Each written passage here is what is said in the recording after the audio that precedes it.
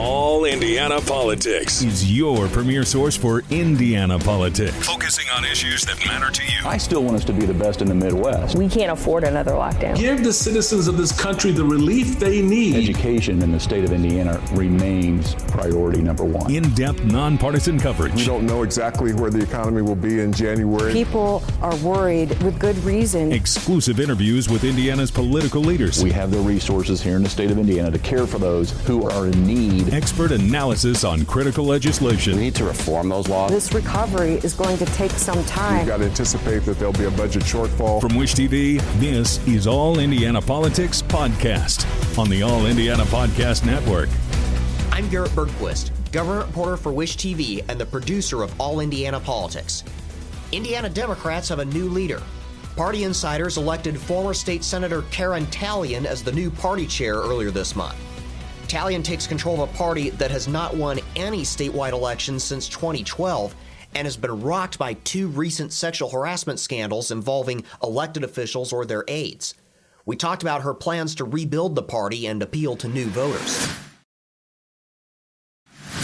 And joining us now is the new chair of the Indiana Democratic Party, former state senator Karen Tallian. Karen, welcome to the show. Well, thank you, Garrett. Nice to be here. What is your vision for the Indiana Democratic Party? My vision for the Democratic Party is that we need to put all of our people back together.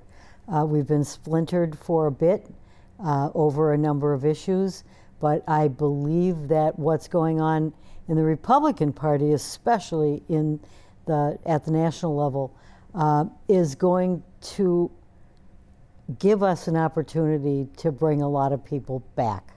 So my vision is we need to unite all of our people. The other thing is we need to get all of our people out to vote. Our voter turnout numbers, not only in Indiana but across the nation, have been pretty bad. When you consider that, we've sent our guys out to fight wars so that we can have a democracy, and then for people to take it for granted and not show up to vote is just not acceptable. The Democratic Party last won a statewide election in 2012. It last won the governor's race in 2000 with the late Frank O'Bannon. How do you reverse that trend? Well, I think we need to bring people back to the table. We all know that political thought moves in swings and in waves. I really believe that a lot of what's going on right now has become so disruptive, so awful on so many different levels, that we will get to bring people back. This is our opportunity to say, look, we're the party of working people and rational programs. You've alluded to this already. There's a kind of a divide in the Democratic Party right now. There are some who want to move closer to the center and try to peel off disaffected Republicans, and then there are others who say the party is not far enough to the left. We need to put out some much more progressive policies. How do you reconcile those two camps? Well, I'm no youngster to politics. I have seen during the course of my life that, a lot of times when you want change, there are the voices out there that are the far kind of on the edge for change, and they're often loud. And we need them because they attract attention to the issues. But then it's like driving a ship or moving a great big barge. You need some loud stuff at one end to slowly move the rest of the body in the direction you want to go.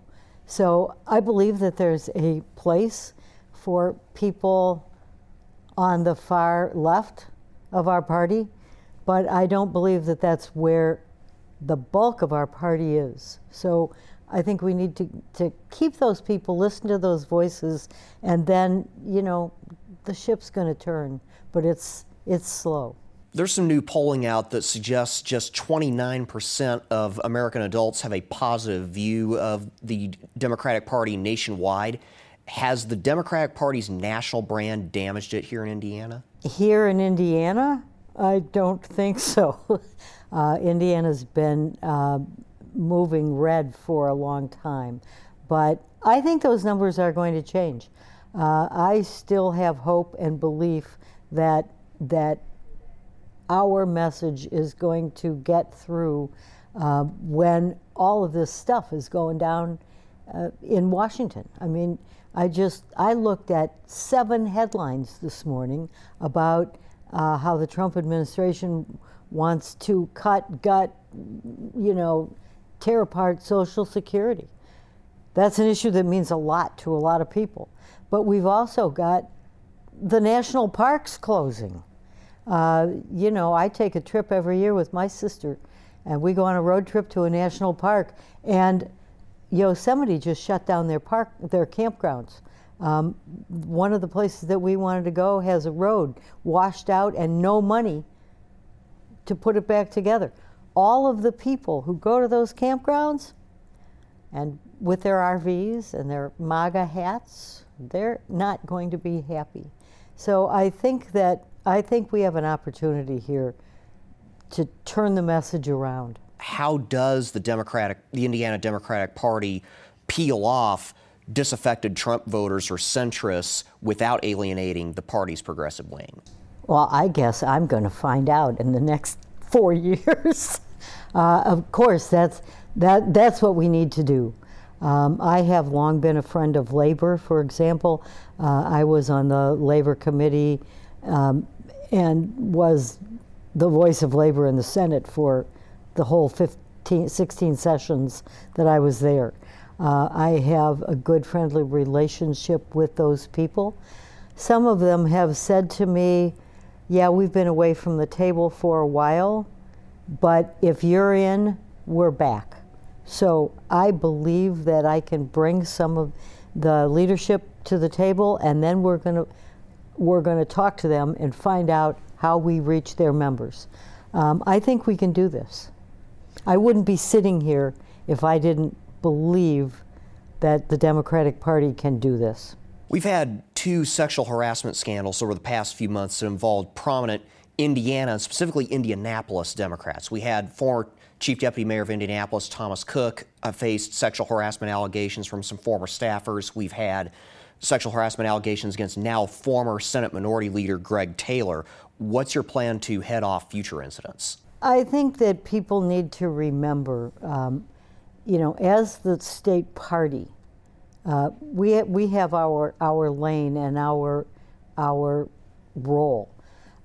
For example, I'm going to just say about Greg Taylor, the state party may issue a censure, may issue something, but it can't do anything. I mean, legislators who are accused of something, there's a process in the legislature. I know because I was involved in that when, I don't know if you remember when the whole Curtis Hill incident happened, both the Senate and the House had people that they appointed to a committee to make sure that we had a good, steady sexual harassment reporting program and a whole schematic of what people were supposed to do. I was on that committee. I helped write that. But reporting is one thing, and dealing with a state legislator is in a different, it belongs in the legislature. Now, like I said, the state party has put together an ethics committee. We've made sure that our sexual harassment policy in our own framework it has been revised, updated, and is pretty tight. So the answer to your question kind of depends on where the allegations are falling. What else can we expect from you as the new party chair? Well, we have a lot of nuts and bolts issues that we have to deal with. We've got a lease coming up due in about a year. We should get out of the location that we're in because it's too expensive. So we have nuts and bolts issues to deal with. I also we're putting together right now.